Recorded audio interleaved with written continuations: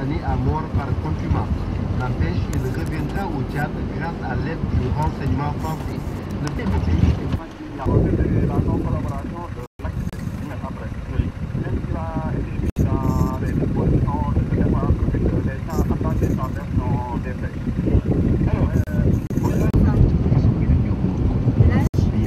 Oui.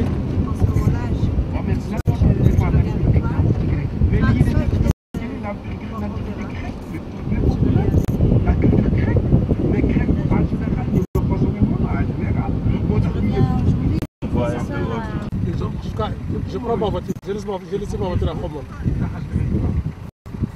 Oui.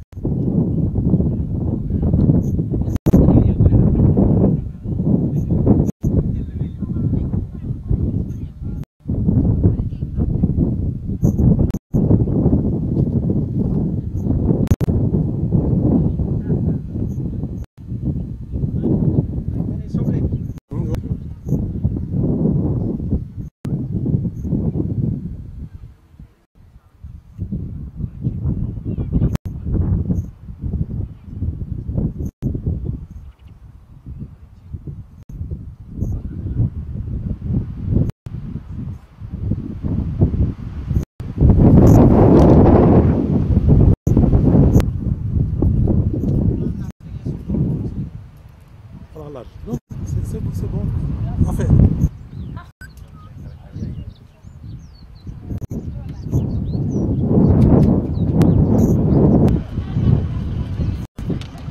Doucement, doucement, allez.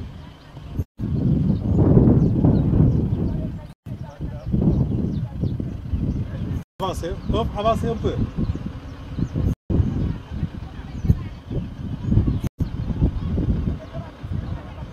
Avancez.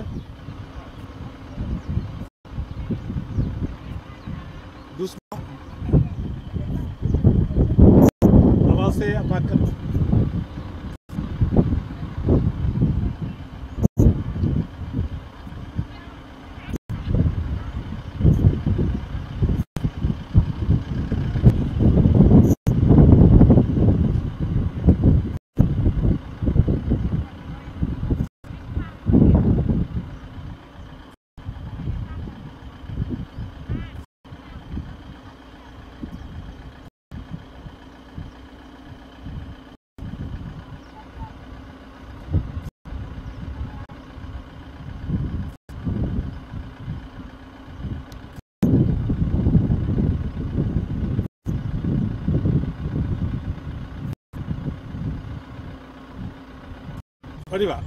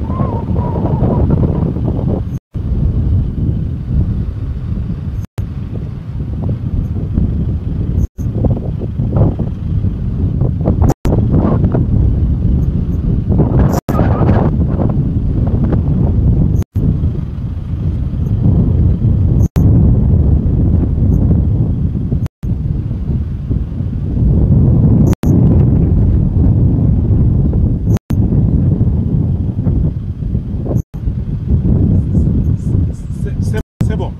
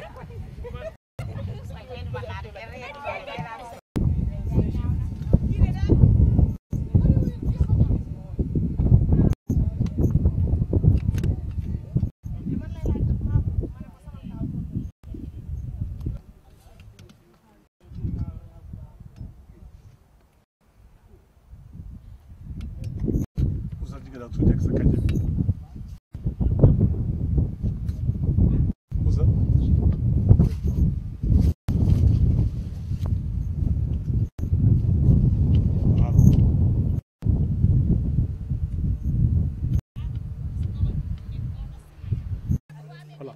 Vous êtes bien là, hein? Hein? Voilà.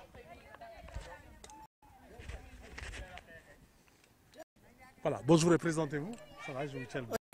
Bonjour, je m'appelle Aline Diouf, je suis le CT au niveau de l'ambassade d'Israël, donc responsable de tout ce qui est projet agricole et horticole au niveau du Sénégal. Voilà, parlez-nous peut-être des techniques. Et là, nous sommes au niveau au niveau de Darou Fanaï, dans le cadre d'un projet trilatéral dénommé PAPSEN. Ça, c'est le projet pilote au niveau de la région de Diourbel. Donc, c'est un concept dénommé TIPA, donc c'est un référentiel technico-économique qui est basé sur la technologie israélienne du système de goutte à goutte. Donc l'objectif c'est de pouvoir utiliser les excédents du forage au niveau de ces zones. Le cadre d'Arafanaï est partant, ce qui nous permet, il y a un excédent d'eau de 5 hectares qui nous permet de faire un projet de 5 hectares. Donc chaque ménage a une parcelle de 1000 m² divisée en deux, donc une partie pour le gombo et une partie pour l'oignon. Et l'objectif, c'est de faire la rotation culturelle au niveau de cette parcelle. Et l'utilisation de technologies goutte à goutte nous permet non seulement de bénéficier de tous les avantages du système, à savoir l'efficience qui est de 95%, l'économie en termes d'eau au niveau de l'irrigation, la gestion au niveau de l'eau, l'utilisation rationnelle de l'eau et aussi tout ce qui est, comment ça s'appelle encore, les réserve également. Donc cette technologie nous permet de contrôler tout ça. Donc par rapport aux autres technologies, nous constatons que cette technologie nous donne une satisfaction du point de vue rendement, parce que si tous les plants gagnent la même quantité d'eau, la même quantité aussi d'engrais qu'on appelle la fertigation, donc c'est ça qui fait la différence entre les autres technologies, c'est surtout au niveau de l'efficience. Mais également, l'autre partie, c'est surtout au niveau de l'aspect organisationnel. Nous lisons beaucoup d'efforts sur la partie organisationnelle. Si nous avons mis $1 sur la partie technologique qui est le gouvernement, nous avons mis $2 sur la partie organisationnelle. Pour pérenniser ces genres de projets, il faut bien former les gens, parce qu'après 3 ans, on est appelé à disparaître et la communauté va rester là. Donc, il faut bien former les gens. Raison pour laquelle nous faisons des formations mensuelles dans le domaine du management, dans le domaine de la gestion des cultures, de l'utilisation de l'eau, etc., etc. Quand vous regardez dans chaque parcelle, il y a un compteur d'eau qui permet aux paysans, à la fin de la récolte, de pouvoir honorer ses engagements en termes d'eau, c'est-à-dire payer ses factures d'eau. Et pour cela, s'il n'y a pas un bon management, donc on risque de fausser les raisons pour laquelle nous avons beaucoup d'accent sur l'aspect organisationnel. Nous avons un technicien qui est là en permanence sur le terrain. Nous avons des superviseurs également qui sont là, sans compter du centre de services et de formation qui est basé à Bambi, donc qui est appelé à recevoir de temps à autre des gens qui vont être recyclés dans différents domaines, de l'alphabétisation, de la gestion de l'eau, en termes de management, en termes également de l'écoulement des produits et aussi au niveau des prix. Donc en gros, nous, au niveau de l'ambassade d'Israël, nous sommes responsables de la planification, de l'exécution et du suivi de ce projet. Donc c'est-à-dire, du début à la fin, nous participons à la conception de ce projet, à savoir comment installer un système de 5 hectares, comment répartir également ce qui est réseau, combien de mètres cubes il faut écouler, quel type d'engrais il faut utiliser, quel type de pesticides également. Nous sommes en phase avec l'ANIDA, qui est aussi un des partenariats de ce projet, pour faire un appui technique et de suivi au niveau de ces bénéficiaires, de ces producteurs de Darou Fanaye. Dans l'ensemble, tout va bien. Je dirais on est satisfait, compte tenu de ce qui a été fait avant et aujourd'hui, on peut dire qu'on est satisfait quand même des résultats obtenus. Si on compare, par exemple, les autres projets qui sont à côté de nous, je pense que vraiment nous sommes satisfaits de notre travail. Merci.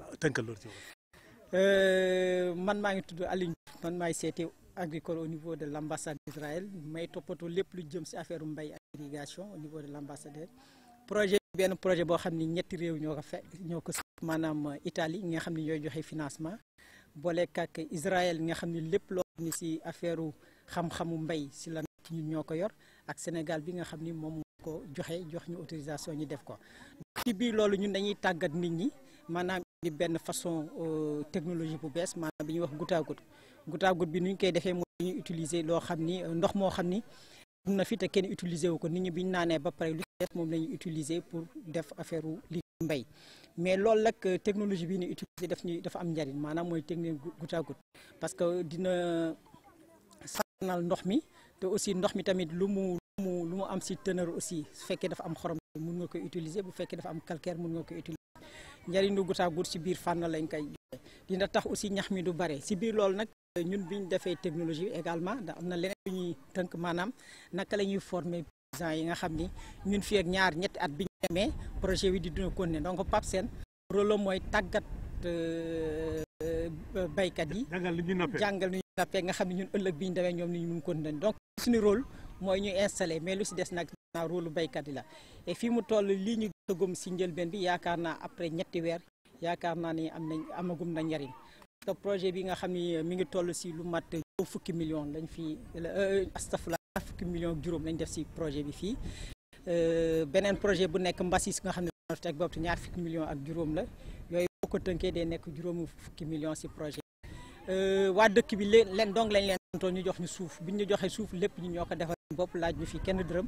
Projet bi moo leen financé loolu lépp lañ leen daal lu ñu leen mooy projet bi que ñun bi ñu fi jógee mu continuer dox. Pour loolu nag il faut ñu tàggat leen, dañ leen di tàggat fii di leen tàggat aussi côté Bambey nga xam ne foofu centre bi au niveau du Sénégal foofu nga xam ni centre de formation et de service. Loolu daal la ñu amoon lu ñu tënk ci wolof, di leen gërëm di leen sant. jërëjëf. Restez sur place. Président ci yow lañ ko cadré, boo bougé rek gis nga sa bopp fii, voilà bul bougé nga nekk ci bi rek, voilà. Asalaamaaleykum, yow kan? Man maay Modou Diop. waaw kon xool du man. maay Modou Diop. waaw mooy président périmètre bi. waaw bu Daaru Fanay Diop. Daaru Fanay Diop. waaw Daaru Fanay Diop fu mu dëkk fu mu nekk. Daaru Fanay mi ngi ci région Diourbel département de Bambey communauté rurale Baba Garaas. waaw xam nga askan bi fi yeewoo xam nga ni mu lim ni mu toll. ah xanaa ma jëm ko tënk rek. waaw war na mat daal ñaar téeméeri nit daal war na ko mat. ci dëkk bi. ci dëkk bi waaw ñu fi yeewoo ñëpp jigéen ñeeg gone yeeg mag yeeg ndaw ñi ñëpp. waaw war na mat. waaw léegi nag sa groupement bi sa GIE bi. ñaata nit ngeen toll ak. juróom fukki nit lañu. waaw juróom fukki nit. waaw léegi nag wax tuuti ci sa liggéey sa yëngu-yëngu te yéen da ngeen organiser fii est-ce que projet bi na ngeen ko gàttandu est-ce que yéen gis ngeen seen bopp ci biir projet bi est-ce que am ngeen ay jafe-jafe su fekkee am ngeen lan ngeen bëggee ñu indi ci saafara bu gën a teel ak boo xam ne rek mun na xaar mun na nekk indi.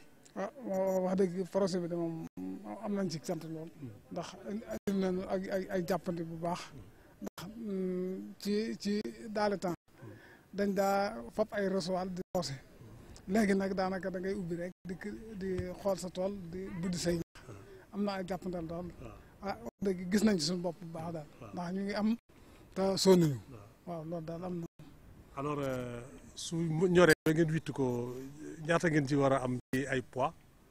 poids yi de moom ñu ngi peese maanaam terminé gul. ba xam naa daal yaakaar naa daal poids bi dina baax moom. dina baax waaw. yéen daal gis ngeen seen bopp ci biir. waaw gis nañ suñu bopp bu wér kay moom. góor yi ñu ngi mën a toppatoo baax soxna yi neef yi aussi ñu ngi mën a baax alaaj yi. waaw ku ci ne yaa ngi toppatoo sa morom. ci wàll nga féete. waaw xam nga nag liggéey communauté nag dafa xaw a jafe parce que jàppal ma bàyyi ma léeg-léeg ñàkk. waaw est-ce que am na fii su amee nag ngeen koy saafara.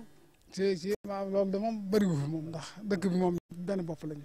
waaw daanaka ay jiw am solo daal am waaw ñoom ci benn kàddu rek ci la ñuy tënku. moom ndigalu sëñ bi ci la ñu wéy ak sun melaw bopp. waaw loolu daal mooy li jëfandikoo moom. waaw alors seen coopérative bi mu ngi liggéey bu baax. waaw mi ngi liggéey de wax dëgg waaw ñoo ngi yëngu. alors léegi nag am ngeen fay tuuti jafe-jafe. xanaa ci affaire nématode bi daal. waaw moo doon bëgg sonal ci kànja gi. waaw nu mu tuddati xawma ku ay kootoot. waaw gunóor yooyu sew yooyu daal. moo doon bëgg a yàq kii bi. ak ndox aussi tuuti. ndox mi moom xaw na jafe moom. xaw ma maanaam bu ñu amoon courant daal. ndax gasoil bi daal moom wax dëgg ni ko machine bi utilisé daal xaw naa métti. waaw bu ñu amoon courant daal. wala nu mën a am table salaire. daal dina gën a nekk xéwal moom. waaw ndax mais laaj naa la sànq seen i ràlloo mais bu fekkee ne liggéey bi jeex da ngeen jaay ba pare. bu ngeen séddoo ku nekk ñaata la war a mën a am à peu près. loolu de xanaa nag. xanaa bu campagne bi jàllee daal ci la ñuy mën a gën a tënkee lool ndax waaw ci la ñuy gën a mën a tënkee lool ndax lii moom lu bees la. waaw léegi nag xam nga nag projet nguur gi day indi ñi jàppale indi waaye nag askan wi aussi faw mu am dugal ci loxoom fii nekk ci Daaru Fanaay naka ci ban anam ngeen dugalee seen loxo ci projet bi. ci projet PAPSEN bi. waaw boobu xanaa yëngu rek. yëngu nangoo liggéey daal. waaye li ci def moom PAPSEN ñoo ko financé. suuf si dina ko joxe. waaw suuf si moom sëñ bee ko joxe. waaw kon ñu ngi lay gërëm jox suuf si moom. kon ñu ngi lay gërëm la sant. alhamdulilah jërëjëf. sant nañ leen bu baax taxawal foofu waaw yow moom yow ok ça tourne. Présentez-vous. Gora Diop, vulgarisateur agricole PAPSEN Centre. Voilà, donc parlez-nous un peu des opérations ici sur le terrain. Comment ça se déroule? Les opérations se déroulent de manière vraiment très efficiente. Parce qu'ici, depuis qu'on a commencé un peu au début du mois d'avril, au moment où, quand on commençait, il n'y avait rien, parce que c'est la première fois que PAPSEN intervient dans cette zone. Mais avec Aline qui est vraiment expert à la matière, quand je venais, on avait déjà mis sur place tout le goutte à goutte et je les ai accompagnés sur les techniques culturelles, les écartements, l'apport d'engrais, c'est-à-dire la fertilisation, le conseil technique évoqué la formation des comités de gestion, parce que vous avez parlé tout de suite de est-ce qu'il y a des conflits ou pas. On a mis en place des commissions pour gérer ces conflits. On a mis également en place une commission qui gère également le crédit et le matériel. Parce que PAPSEN a mis ici beaucoup de matériel agricole. Il ne manque absolument rien. On a aussi une commission de commercialisation qui se charge de chercher les clients et de vendre, fixer les prix, ainsi de suite. Tout ça s'est fait sur place par les paysans. Nous sommes en train de les accompagner sur la formation, sur la gestion organisationnelle en tant que telle. Parce que vous savez que la zone de Darou Fanaye est un peu loin des centres-villes. Souvent la maîtrise sur l'organisation, sur le fonctionnement, le rôle du président, du secrétaire, du trésorier, souvent ça pose problème. Les documents de gestion aussi, ça pose souvent des problèmes. Donc on les appuie dans tous ces domaines. Tout ce qui nous permet vraiment de faire fonctionner le mieux le groupement, on le fait. Les traitements, nous sommes les conseils techniques pour dire qu'il faut utiliser tel produit ou tel produit à la dose de telle durée de rémanence, il faut attendre tant de jours avant de récolter. Tout ça, c'est notre travail. Nous sommes en train de s'y mettre avec la population. Grâce aux relais techniques qui sont là, ça nous facilite beaucoup le problème. Parce que nous formons les relais sur les techniques, nous les accompagnons et quand nous ne sommes pas là, les relais maintenant sont obligés vraiment de continuer le travail à notre place. En cas d'absence, nous ne nous inquiétons pas. Voilà. Donc la communication, ça passe bien entre vous et les populations? Franchement parler, je me suis complètement familiarisé avec la population. En me voyant entre eux, tu penses que vraiment je suis de Darou Fanaye. Moi, je vous prenais pour un paysan. Oui, parce que c'est de mon rôle. Ouais. D'être dans la famille, ouais. De collaborer avec la famille, se sentir être manger du nieleng et du couscous. Manger du nieleng, du couscous, boire l'eau qui est là, manger ce qui est là pour pouvoir vraiment collaborer, connaître quand même les réalités du milieu. Parce que si on ne collabore pas franchement avec eux, c'est très difficile de connaître exactement les réalités du milieu, de connaître certains problèmes pour pouvoir les corriger, surtout sur la gestion organisationnelle. Parce que si la gestion sur le plan administratif, la façon de faire, la façon de mener les activités, si les gens ne le maîtrisent pas, si tu ne les connais pas, tu ne peux pas connaître ça pour pouvoir corriger beaucoup ces problèmes-là. Voilà. Nous sommes en train vraiment de mettre le paquet sur ça. Voilà. Il y a quelques difficultés qu'il faut corriger? Oh, les difficultés, il n'en manque pas parce que comme je l'ai dit, on a beaucoup de formations à faire quand même. Ouais, beaucoup de formations, beaucoup de sensibilisation à faire quand même. Dama wax ne vraiment ñu ngi fii ci Darou Fanaye depuis quelque temps ñu ngi fi nekk di leen gunge représenté fii PAPSEN di gunge baykat yi ci liggéey bi nga xam ne moom la ñuy liggéey fii ci biir tool bi. liggéey bi nag nekk liggéey bu am solo waaye li ñu fi indi dafa nekk gan fii ci Darou Fanaye donc dafa laaj koo xam ne kii moo leen ci ëpp xam-xam ànd ak ñoom gunge leen ci biir mën leen woon gàncax gu ci nekk naka lañ koy liggéey ba am ci njëriñ. diggante fi ñuy préparer terrain bi maanaam fi ñuy lal bi nga xam ne ci la gàncax war a tëdd naka lañ koy defaree naka la ñuy defaree pépinière yi ànd ak ñoom écartement yi ci booy jëmbat mbaa ngay ji naka lañ koy defee ànd ak ñoom won leen affaire fertilisation bi di def ay démonstration ànd ak ñoom won leen naka la ñuy fertiliser naka la ñuy traiter lépp gunge leen ba nga xam ne ëllëg bu ñu fi jógee dinañu mën a dem mais loolu rek dafa doyul parce que dafa am lu am solo loo xam ne lii ci organisation bu fekkee ne loolu doxal lépp loo fi tëral mën na koo yàq mooy mbirum kuréel gi naka lay doxee naka la ñu mën a saytoo kuréel gi ba nga xam ne lépp lu ñu def dana mën a tegu ci yoon ci loolu dañ fi def benn charte boo xam ne bi lépp ci la ñuy tënku waaye teg fi aussi ay commission yoo xam ne moo ay commission technique yoo xam ne commission yore commercialisation commission yore irrigation koo xam ne kii kenn du laa sa robinet commission boobu mooy ubbi mooy tëj donc loolu yëpp am na fi commission yooyu commission boo xam ne gestion des conflits bu ñu ab problème amee ñoo koy régler commission yooyu nekk na ay commission yoo xam ne créé nañu fa crédit et production gestion matériel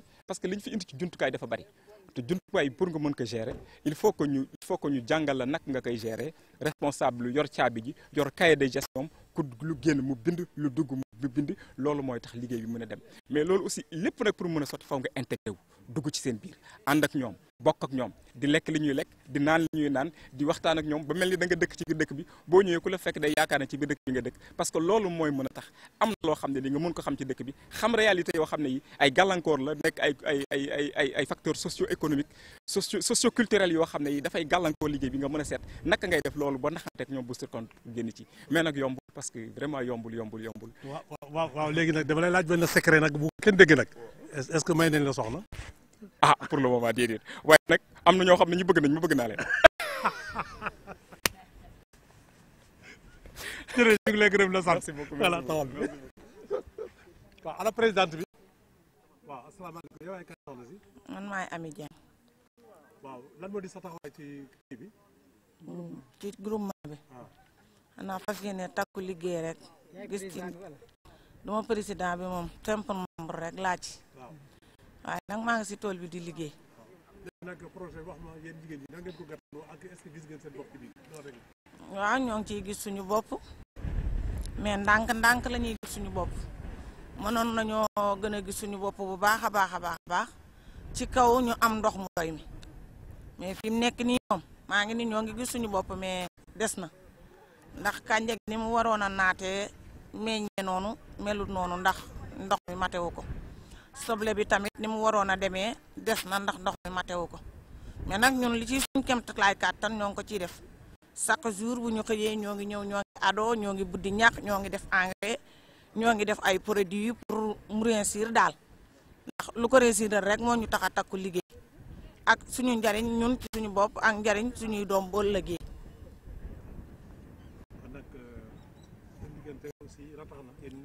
tubaarkàlla amuñu benn problème.